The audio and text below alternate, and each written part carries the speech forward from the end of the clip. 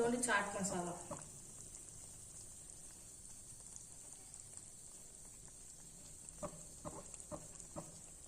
இது எல்லாத்தையும் தூவிட்டு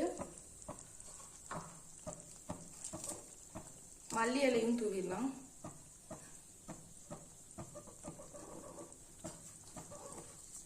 இப்போ இதை வந்து ஒரு 5 to 10 minutes வந்து மூடி போட்டு வேக வச்சிடலாம். எக் வேகிற வரைக்கும் வேக வச்சிடலாம். மூடி போட்டு மூடி வச்சிடுறேன். ஒரு 5 to 10 மினிட்ஸ்க்கு அப்புறம் பார்க்கலாம். 10 நிமிஷம் ஆயிடுச்சு. இதை திறந்து பார்த்துடலாம். செம்மையா வந்திருக்கு. இப்போ வந்து நம்ம அடுப்பு ஆஃப் பண்ணிடலாம். அவ்வளோதான், நம்மளோட எக் லபாப்தார் ரெடி ஆயிடுச்சு.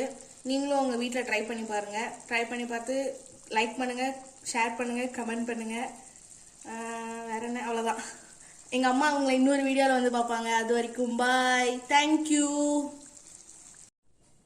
இந்த எக் லபாப்தார் வந்து சப்பாத்தி, பூரி, நான் அந்த மாதிரி எது கூட வேணால் சாப்பிட்லாம். நீங்கள் ரைஸ் கூட சாப்பிட்றீங்கன்னா இந்த முட்டை உடச்சி ஊற்றுறதுக்கு முன்னாடி கொஞ்சம் தண்ணி ஊற்றி, உங்களுக்கு தேவையான தண்ணி ஊற்றி கொஞ்சம் கிரேவி மாதிரி ஆக்கிக்கோங்க. அவ்வளோதான்.